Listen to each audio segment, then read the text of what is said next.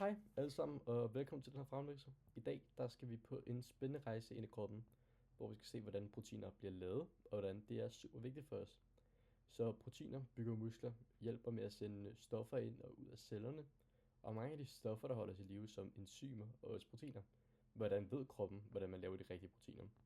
Det starter med DNA, vores krops kogebog med alle opskrifterne. Vi vil først se, hvordan DNA og RNA er bygget op, så vi kan stå, hvordan opskriften læses. Dernæst kigger vi på transkription, hvor DNA kopieres til mRNA, ligesom at tage opskrift ud af kogebogen og tage den med til køkkenet. Til sidst viser vi translation, hvor mRNA bliver til en rigtig protein i cellens proteinfabrik, ribosomet.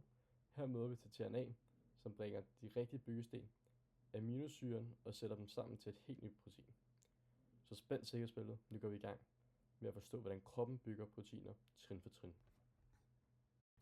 Godt. Så til at starte med, der kigger vi på opbygningen af DNA og RNA. Så DNA og RNA er begge molekyler, der indeholder og transporterer information i cellen. DNA er formet som en dobbelthelix, som er to strenge snurret omkring hinanden. Og hver streng består af mange små byggesten, kaldet nukleotider, som består af sukker- og fosfatgrupper. Og dem kan jeg lige markere herude med rødt. Det er dem herude for enden på de to sider. Og så her på billedet kan vi se, her på det andet billede her, der kan vi se forskellen på deoxyribose, som findes i DNA, og ribose, som findes i RNA. De har næsten samme struktur, men DNA mangler en oxygenatom, og RNA har en ekstra. Og det er dem, der gør dem forskellige. Og det kan man se hernede ved, at H, det er jo dem, der er markeret rødt hernede. Så vi har kun H her, vi har et OH her, som betyder, at den har et oxygenatom her, og den har ikke.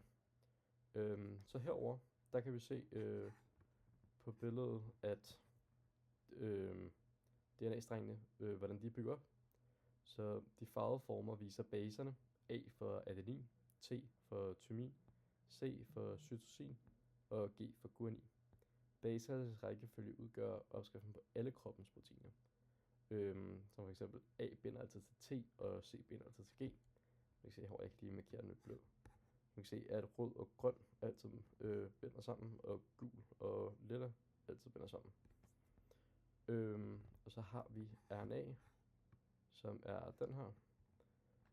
Så RNA er enkeltstrenget, og tymin T bliver erstattet med uracil U, som vi kan se på billedet. Som for eksempel her kan vi se, at den grønne er blevet til uracil, hvor den før var tymin. Og RNA fungerer som en kopi af DNA og transporterer information ud af cellekernen, hvor proteinerne senere bliver lavet. Okay.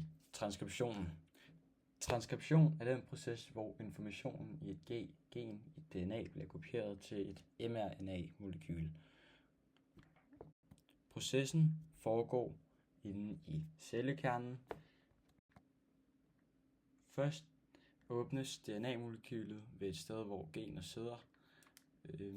Kun den ene DNA-streng bruges som skabelon. Herefter sætter frie RNA-nukleotider sig på DNA-strengen ved hjælp af baseparingsreglen, så A binder sig til U, og C binder sig til G. Kan vi se her. C binder sig til G, og A binder sig til U, og så gør det sådan hele vejen igennem. På den måde dannes der en mRNA-streng, som er kopi af genet. Når genet er færdigkopieret, løsnes mRNA-strengen fra DNA og bevæger sig ud igennem kernemembranen ud til cytoplasmaet, hvor den skal bruges til proteinsyntesen. Så skal jeg så snakke om translationen, som er den sidste del af dannelsen af protein. Translation er den del af proteinsyntesen, hvor cellen danner et protein ud fra mRNA. Processen foregår i ribosomerne, som ligger i cytoplasmaet.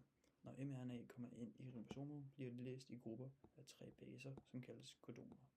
mRNA, som står for messenger-RNA, er en kopi af DNA'et, som bærer opskriften på proteinet fra cellekernen til ribosomet. Hver kolon koder for en bestemt aminosyre. Translationen starter med et startkolon, som oftest er AUG, altså adenin, uracil og guanin. Dette kolon fortæller ribosomet, hvor det skal begynde, og koder samtidig for aminosyren metionin. For at de rigtige aminosyrer bliver sat sammen på plads, bruges tRNA, altså transfer RNA. tRNA transporterer aminosyrer til ribosomet. tRNA har et antikodon, som passer til kodonet på mRNA. Lidt som en nøgle, der passer indlås. Når antikodonet på tRNA passer sammen med kodonet på mRNA, afleverer tRNA sin aminosyre til ribosomet. Ribosomet binder derefter aminosyrerne sammen med peptidbindinger. Efter hver binding bevæger ribosomet sig videre til næste kodon på mRNA, hvor processen gentager sig. På den måde dannes der en længere kæde af aminosyrer, som kaldes en polypeptidkæde. Når ribosomet når et stopkodon, stopper translationen. Stopkodonet koder ikke for nogen aminosyre, men det er ligesom det, der signalerer, at proteinet er færdigdannet. Den færdige polypeptidkæde er nu færdig og bliver frigivet fra ribosomet. Efter translationen så folder polypeptidkæden sig til en bestemt 3D-struktur. Foldingen sker, fordi at aminosyrerne enten tiltrækker eller frastøder hinanden, og fordi der dannes nogle forskellige kemiske bindinger mellem dem. Proteinets form er meget vigtig, da det afgør, hvilken funktion proteinet har. Når proteinet er korrekt foldet, er det klar til at enten blive brugt som enzym, hormon, transportprotein eller en del af cellens struktur.